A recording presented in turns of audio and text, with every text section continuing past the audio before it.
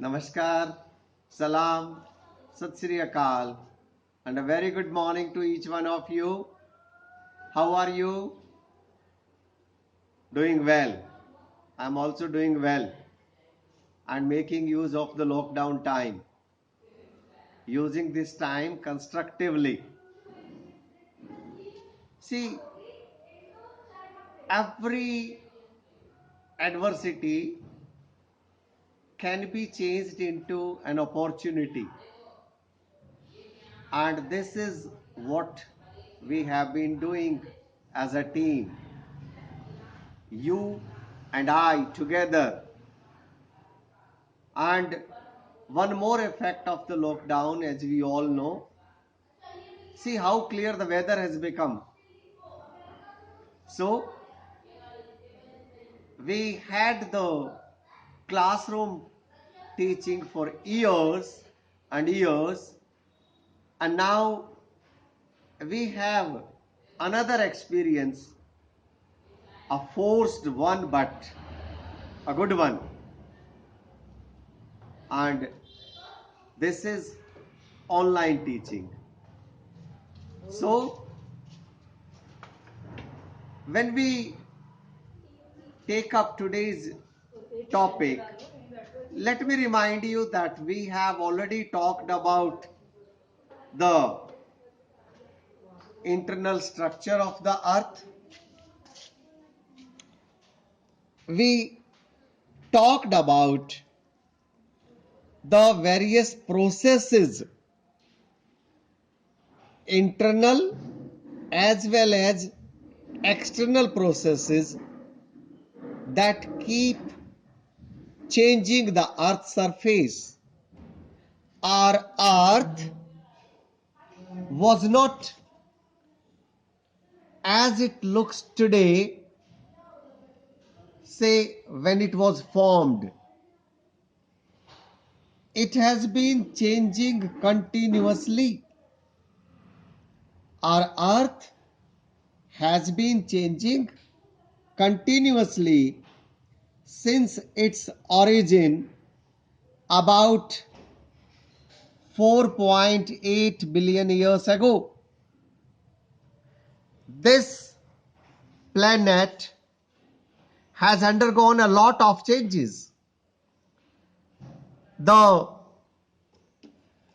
initial ball of fire, which looked somewhat like this, has changed, and today we know that the earth's crust is divided into several plates which move continuously, and the entire continents have been displaced, and the mountains, islands, new seas have been formed or have disappeared.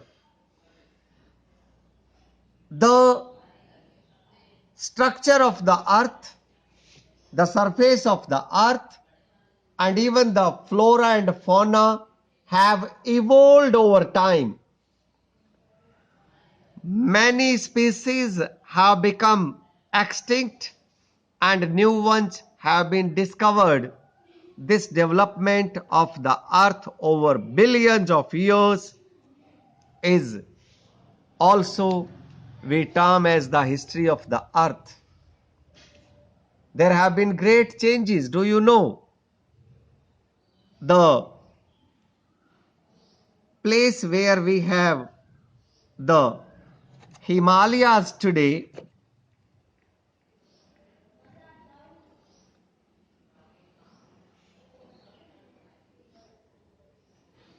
there was a time when the Himalaya was not here. It appeared as a result of a change.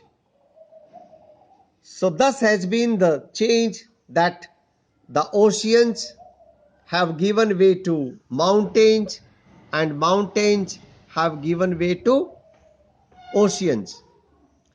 We have talked about the internal structure. We have also talked about the various plates which keep moving towards each other and which keep moving away from each other. We also talked about the volcanoes and earthquakes. Today we shall be talking about the external changes on the earth which have been taking place. See, the landforms are natural features that make up earth's surface. It is necessary to follow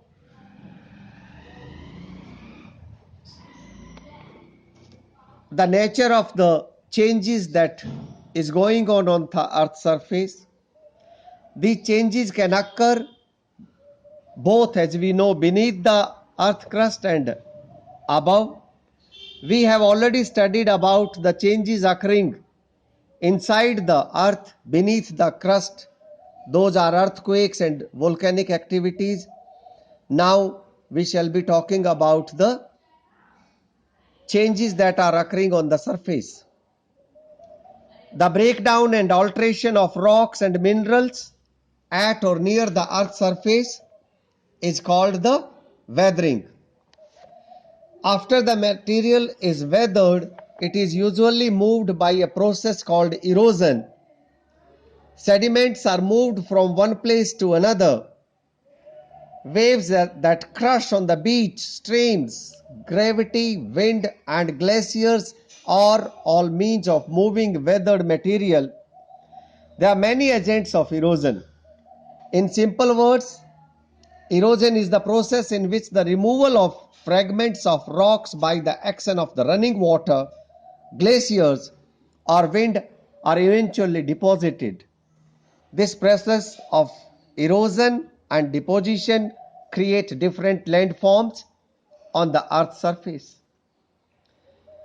We shall be talking about the various types of soil, vegetation, cover, slope of the land, everything. But let us first talk about the process of erosion and weathering, that is called the denudation. Most of the effective agents of the denudation are running water, wind glaciers, or underground water. The place from where a river originates is called its source. We already know it. And normally, most of the rivers originate from the hilly areas. We have already studied about. We have studied about at least the river system of India, and we know by now that the river system of India is divided into two, that is the Himalayan rivers and the peninsular rivers. Let's now talk about the delta. The deposition of the sediments create a triangular piece of land called delta. When we talk about the glaciers, glaciers are rivers of ice that move very slowly. Glaciers form high mountains, valleys, and in polar regions. These are the two polar regions. In polar regions, the glacier cover about 6 million square miles, which is about 3% of the earth surface. Presently, glaciers occupy about 10% of the world's total land area, which with the most located in the polar region like the Antarctica, the Greenland, and the Antarctica Lambert glaciers is almost 5,000 kilometers long. There are two types of glaciers found in the world, the mountain glaciers and the continental glaciers. We see here, you can see a picture of a glacier. When ice covers a large part of an area, it is called continental glacier, and mountain glaciers are found at high altitudes in the Himalayas, Alps. Through grinding and plucking action, they shape many landforms. Apart from glaciers, waves also affect the landforms. Waves are the ripples. See a wave cut platform, how it has been cut, and waves are the ripples in the ocean water. The shape and features collapse onto the shore and break up into tiny fragments. A fast wave may score away broken rock particles from one part of the shore to the other. Let's talk about the wind erosion. When we talk about the wind erosion, we all know that wind means the air that moves, and wind is the most effective in desert regions of the earth where the rainfall is scanty and soil particles are loose in the absence of the moisture and vegetation. Boys and girls, wind is so powerful that it lifts sand particles above the ground and moves them over long distances. So they create even dunes. Winds from one place to another, it can take so much material with it that it creates dunes. Human beings, as human beings, it is our duty to conserve our environment. And to conserve the environment, we must study it. We must study every happening on the planet. There are people who keep studying everything. They go to the places which you can't even imagine, and on the spot they study things. Can you believe that there are even people who reach even the volcanoes as near as they can? And let us meet one such person. People call him lava junkie. इनका नाम है Patrick castor. आइए मिलते हैं Patrick castor से. Let's meet him. A person who doesn't hesitate to reach a volcano as near as possible. You can see him here taking a clear picture of an active volcano. I hope when you grow up, some of you can also become Patrick Coster and even go one step further to study our earth.